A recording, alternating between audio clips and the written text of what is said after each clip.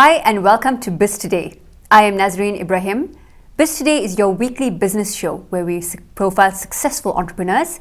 We take a look at the latest business trends and take key learnings from them in order to learn more. And then we do a roundup of your events diary to get your networking game going.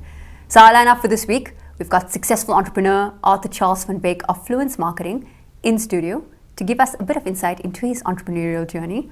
We all remember that July is also the month of funding. So we've got Peter Bailey in, who's come in with South Africa Challenge and also brought in an interesting initiative with Lend Through Care. And we'll be talking about microfinancing.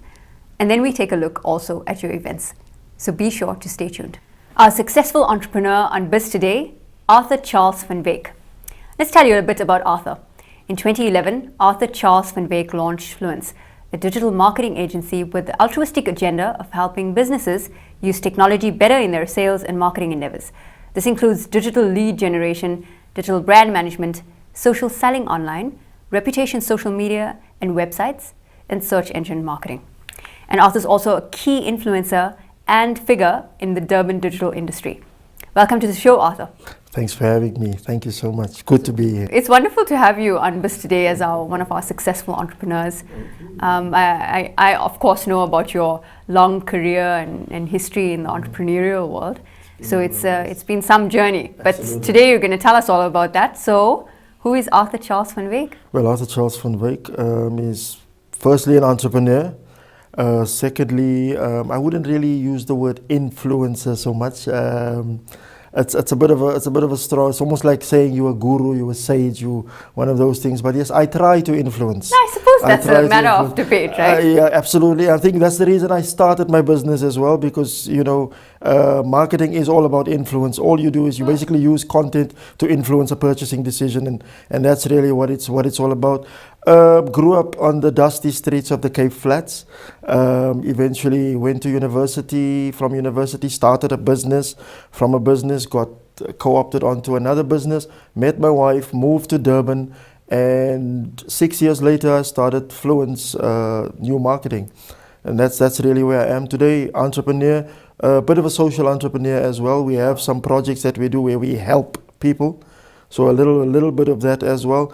I also think of myself as somebody that think very deeply. I always ask the questions that most people are too afraid to ask, so that we can get to the answers that everybody's afraid of hearing. Of course. So that's really who Arthur Van Wyk is.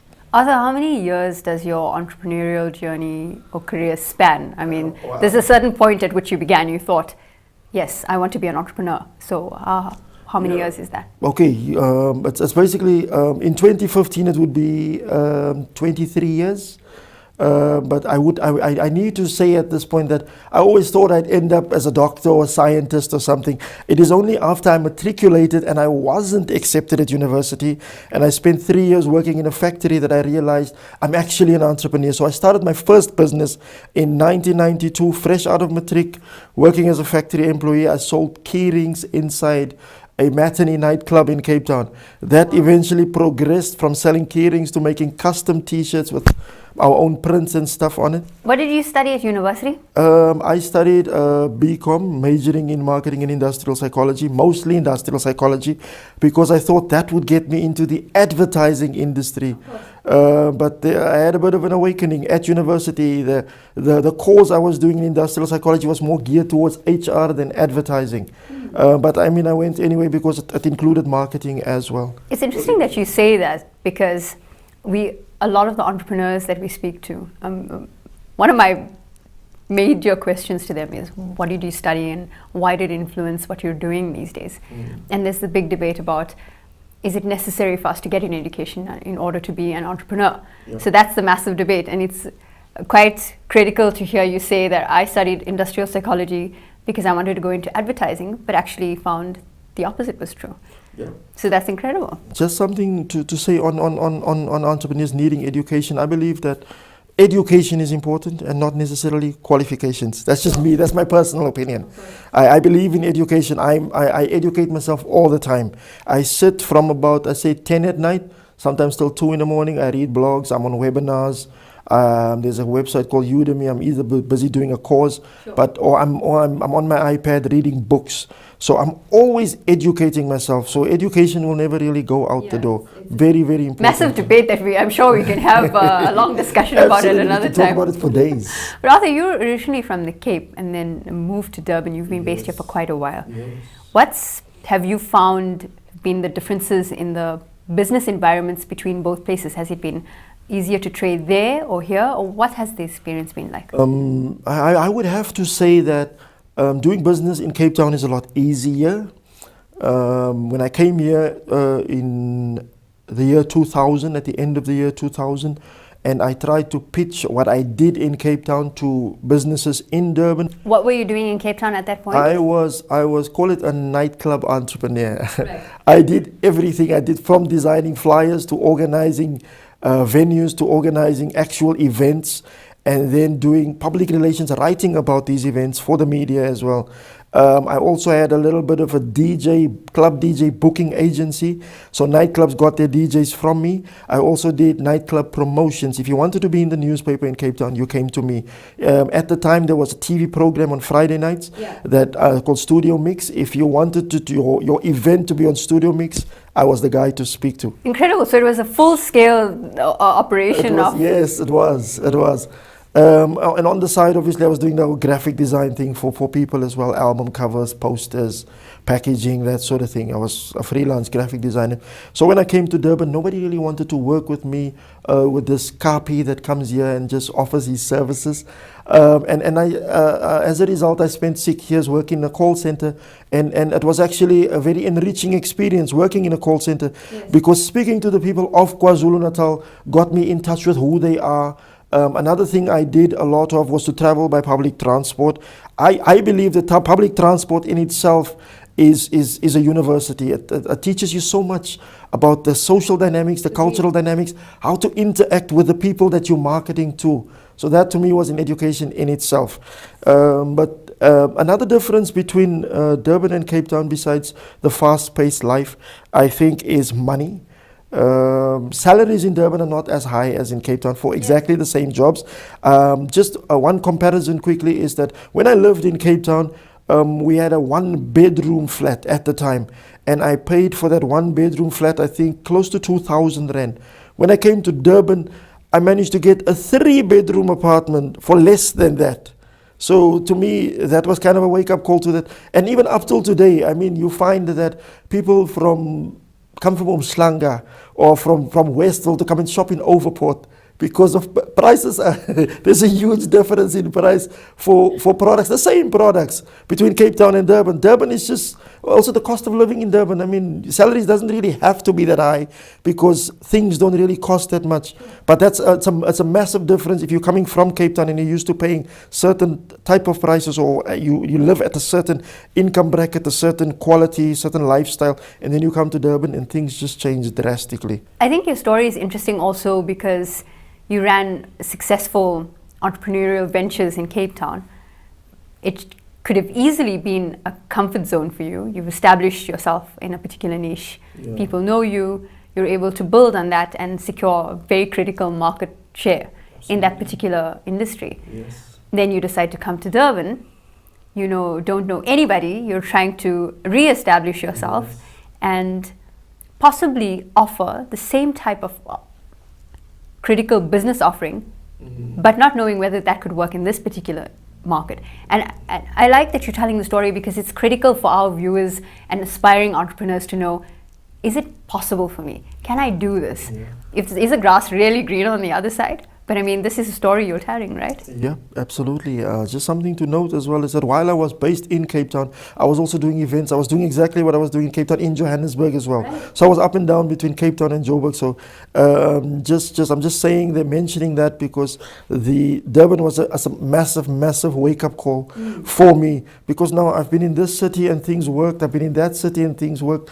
And Durban is a totally different kettle of fish altogether when it comes to the business space. You have to, I'm not saying in Joburg and in Cape Town you don't have to know who you're speaking to, but in Durban even more so. You have to understand your audience. Your network's got to be much stronger. Absolutely, also. Yes. You have to Talking about networks, interesting you mentioned networks. In Cape Town, I can actually walk into a business, and regardless of who I am, if what I offer is of value to them, they will actually latch on to me. Sure. In Durban, we find that business is done a lot in networks and clicks, etc.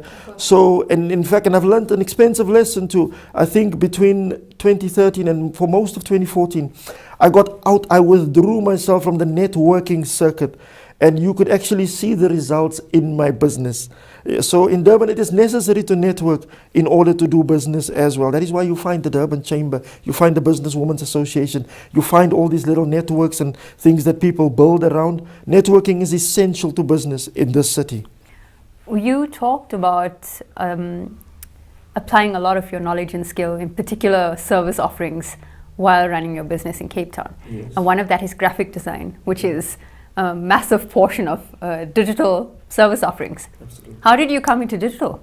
Funny enough, it's actually a very funny story. I was studying at the University of the Western Cape, and while I'm studying, this was in 1995, as I got to university, they were building at the EMS faculty, Economic and Management Sciences. They were busy building the lab at the time, the computer lab. Yeah. There was a gentleman there who was actually, I think he was originally from Durban, an Indian gentleman named Kubi. And then he needed people to help him from time to time test this computer, test that computer. And that's where I got my first taste of the internet. It was just Yahoo back then. It was websites, was basically grey backgrounds with text and pictures. What year was that again, Arthur? This was 95.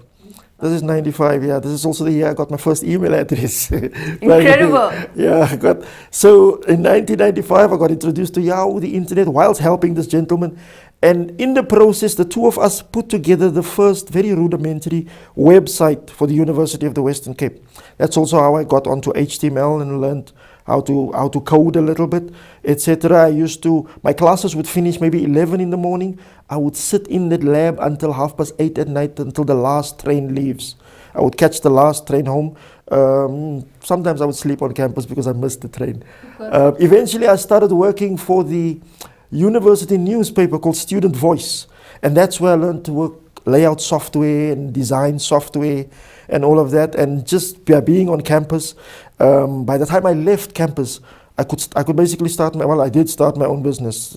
Business is the reason I left campus, actually. Suppose you had a natural interest and knack for digital then? Funny enough is not necessarily, yeah, you could say that.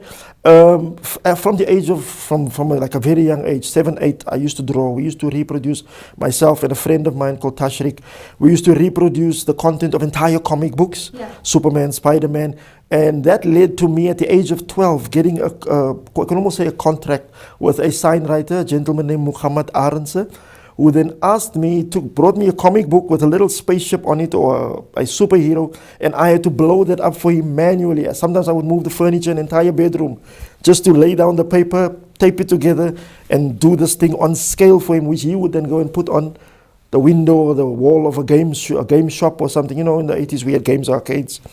So he would do that. So when I got to campus, all that happened was I found a better way to be creative using technology, and that's really where the digital bug bit, and I haven't looked back. I hung up my pencils and my paintbrushes in 1997, and I never looked back. Before we explore some of the successes of your entrepreneurial career, can you take us through a very brief timeline of how your business has grown? So some of the very lovely milestones you've had. The business that I'm in at the moment? Yes. Fluence was birthed in 2011. Maybe just to step back a little bit, Yeah, just perhaps one we step should back. explore how you've come back. Just one step back. I was employed as the head of marketing for a company in Durban. As the head of marketing, I then explored a lot of online platforms, online channels, online mediums. As a result, I started selling products online. And I sold close to R1 million worth of a particular product and went to my employer and asked for sales commission. I have now sold stuff, and sales is not in my job description. My employer then said, no problem, I will give you the sales commission, but I will cut your marketing salary in half. And it's almost like a light bulb went off. I said, no, this cannot happen. But if I did this for you, if I could sell R1 million worth of product for you using nothing but the internet, social media platforms and blogging, why can't I do this for more people? And that's when, like I said, the light bulb went off and I decided to start an agency. The very next morning, I sent my resignation email and Fluence was born. Fortunately for us, one of my first clients was, in fact, remember Fluence was just me in the beginning, myself, a dining room table. Which generally is when you start up, right? A computer and an internet connection. We started, and one of our first clients who actually signed up in that very same week that I left work in February of 2011 was a gentleman that trains people to trade on the stock market. And I was actually a bit scary, you know, in terms of the quote that I gave him. I mean, it even scared me. The quote I gave him, but fortunately, because he was on the stock market and, you know, big figures don't scare these guys, he came on board, and that was, for me, that was phenomenal. Okay, wow, people are actually prepared to pay this type of money. One of the nice things that happened after that was we started doing business with an international cell phone manufacturer. I don't want to promote anybody, so I'll just mention a cell phone manufacturer who left South Africa in the early 2000s, and they were then back in the country. They needed to relaunch, but they needed to get up and running fast, and digital was the only way to do that. So I managed to pitch. Actually, they came on board. It's good to know the particular clients you have worked with and had success with. So give us a okay. The client is Alcatel One Touch, who left South Africa. Alcatel, remember I said I worked 6 years in a call center. The call center was with MTN, so I was familiar with any type of cell phone that was on the planet at the time. Alcatel had the most user-unfriendly cell phones when I was in the call center. I think user-unfriendly. Yes, 50% of the calls we took was people asking how to put a message center number inside an Alcatel phone. I kid you not. 50% of the people in KwaZulu-Natal did not know how to put a message center number. So that was an interesting client then that you had. A very interesting client, because now they made a comeback. They had better phones. Their phones had better user friendliness, the user experience, everything was. They had touchscreen phones. They were basically, they upped their game. So I was happy to work with them. And some of your other memorable clients? One of our clients is BBC, the Top Gear Festival. The Top Gear Festival, we've worked with the Toyota brand in South Africa as well. We currently work with a very popular soft drink brand in KwaZulu-Natal, Kui, who has just launched an energy drink brand as well, which we also are working on, our agency. And those are just some of the people that we've worked on. So we've interesting also worked, brands, especially to take them in the digital space. Absolutely. We've also worked with 2 award shows. The sad part about working with award shows or the organizers is that a lot of these people see this as something that comes around once a year, so they only want to really market and promote around that period, which is not, it doesn't really make sense. Sounds like those are some of the challenges you're addressing. So in the course of your building your businesses, those and other challenges, can you take us through those? Trying to sell digital to people that have been exposed to traditional marketing. People know a TV ad is, you pay whatever 100,000 to shoot the ad gets flighted on TV. People understand that it has become such an easy thing that people understand the cycle, and they want to just continue doing it. Now here come you and you talk about search engine optimization, and you talk about keywords, and you talk about analytics, and people, whoa, what is this guy talking about? You know, and then even though you come in at a lesser price, a lower price, and you give more value. Remember that a television ad cannot talk back to you. A newspaper ad cannot talk back to you. You cannot really track. People will tell you, the SABC will tell you that 5 million people sat in front of, there were 5 million televisions on when Generation screened last night. But they cannot tell you that 5 million people were sitting in front of the TV actually watching Generations. Whereas with digital, you can actually measure that. You can measure that. You can track it to the person. You can track it right down to where that person is, the city, his connection speed. You can track it to the page he entered your website in, the page he exited, which page he spent the most time on, etc. It even tells you whether he came from a Windows PC or from an Apple PC. You can see clearly that you have a lot of passion for what you do. Absolutely. Which is, I think, the most critical characteristic or core quality of an entrepreneur is to be passionate about what they're doing, or you won't be successful. You have to. So Can you tell us where Fluence Marketing is these days since it started? Well, we're busy. We're very busy. I spoke about the Durban business culture earlier, and we found that not many people have come across to where they understand digital yet. So as a result, Fluence has launched a print platform, so to speak. We are now gone into print. In fact, the agency itself has slowly started evolving from 100% digital agency. I'll give you an example. Somebody would come to us and we would basically start their Facebook page. We would manage it, we would grow the community. We'd actually do some social selling for them. But then you find that the person would go to the guy down the street to have a business card done. We've already done all the designs and they'll come to us, can we get this artwork to do a business card? They don't really understand that we have all these resources and the manpower and the talent in-house to do all of these things. So as a result, the agency has started evolving from 100% digital, just doing search engine optimization and optimizing websites. We are now moving into the print space. We've actually started offering design as a service and not necessarily design as a back office to digital. So design is now a service. So we're slowly really morphing into a full service agency, but digital is still our backbone. Because you can't really escape that. You can't. Digital is the future, really. So that's really where Fluence is. But we've gone into print now because we find that a lot of business people, especially business people that appeal to the LSM 1 to 4 category, don't really understand digital, but they understand print. So we're now using print as a means to build a bridge between the two, to bring people across from what you know and understand to the unknown, the thing you don't understand. So as part of our print offering, we offer you an ad in our print publication, but with that ad you get several mentions on a social media platform. So people start to see the value of Facebook, for example, where they saw it. One gentleman told me a while back that, oh, Facebook is the mix-it of the internet. I love these challenges. Is the mix-it of the yes, internet. I love these challenges because now I had to prove to this gentleman that there's value in a platform like Facebook. But they think of it as a place where you come to have fun and talk to your friends and post photos of what you eat. And that's not really the case. Another example of how Facebook is really a business tool. In the year 2013, we sold, our agency sold 3 million rands worth of tickets to the Top Gear Festival using Facebook, Twitter and BBM. Just Facebook, Twitter and BBM. Nothing else. No website, no blogging, no handing out flyers, no That's TV a pretty ads. integrated strategy, a strong, aggressive one, I imagine. It is. And then, I mean, there was our brief was to sell 8% of the tickets, but eventually we ended up selling 20%. And that's how, just social media alone. I'm not even talking about websites, SEO and all of that. Just social media alone can be a very powerful business tool. But you have to understand where people are in their understanding Which is of why marketing. Fluence launched a print publication called Overport Express. Exactly, Overport Express. So yes.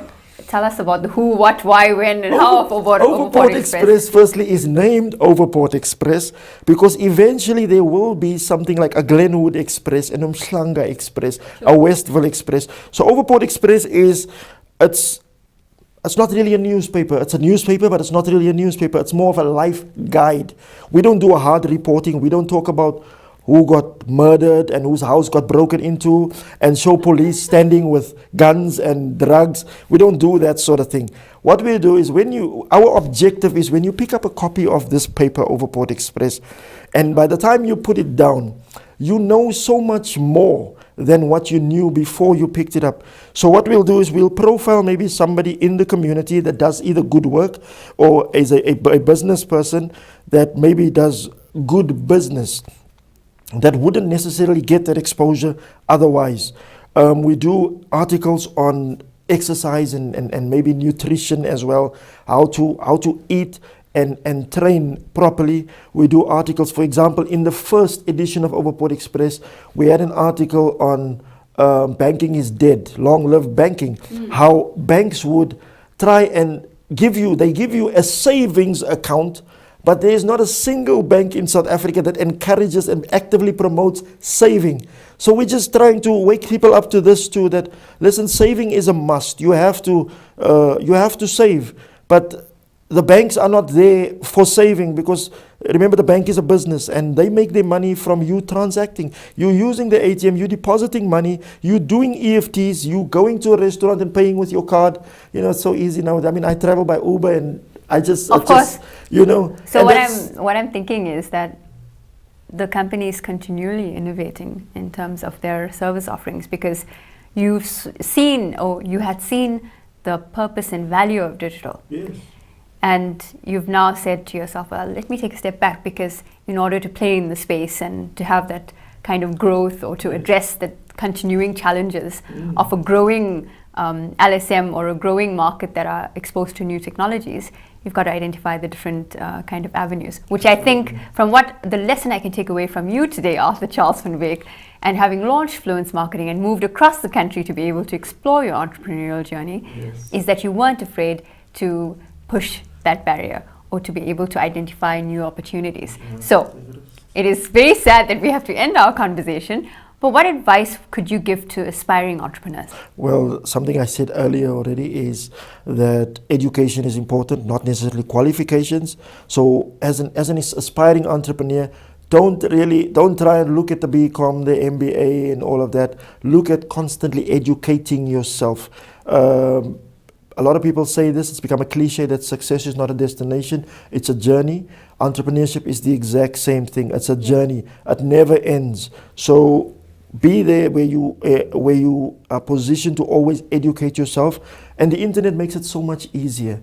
You know, I mean, we download e-books, we download white papers, we read blogs, and all these things are available online. I mean, myself personally, as well as the agency, we share these things freely online. So if you want to, just follow me on Twitter, follow me on Facebook. I tweet educational stuff every day. So you just click the links that I tweet, and you'll find yourself more educated than you were before you click the link. The other thing that a lot of entrepreneurs are doing wrong, I would say, is that they get into businesses. I mean, I watched Dragon's Den, the South African version. Even the UK version is a little bit better, but the South African version, you find that a lot of entrepreneurs come and they pitch businesses that they think is a good opportunity, and not necessarily a business that they're passionate about. Passion is the main ingredient. You need to be passionate about it, and secondly, you need to be able to be in a place where, if your team, the people that you surround yourself with, leave tomorrow. Remember, people move from one company to another, etc. So if anybody leaves you tomorrow, that your business should be able to carry on. For example, in Fluence, I can design, I can code, I can analyze spreadsheets. Whatever my team can do, all of those things I can do. So we take away that you hire smart people who are smarter than you. Absolutely. But know different points of your business. In a particular area of my business, yes. People that can do that better than me. But if they leave tomorrow, I can still fill the gap. So entrepreneurs, don't go tomorrow and say, I want to start an e-commerce business, but you don't even know how to write HTML code. You know, things like that. You just saw that, okay, I think mattresses for babies is a good thing, so I'm going to sell mattresses for babies online. But you don't know the first thing about how a mattress is manufactured. You don't know the first thing about the different textures of mattresses that it has to be. You don't even know who you just see, wow, mattresses for babies. I haven't seen this before, so I want to do this.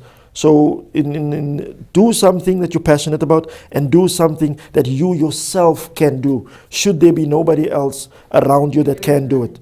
Arthur, it was such a pleasure to have you in studio today. It was a pleasure being here. I'm really grateful that you were able to share your story with us and inspire other aspiring entrepreneurs who want to take that journey but just don't know how. So thank you very much for joining us on Biz Today. Thank you for having me. Appreciate your time. That was our successful entrepreneur for the week, Arthur Charles Van Wyk of Fluence Marketing, who's moved all the way across the country to explore his entrepreneurial dreams.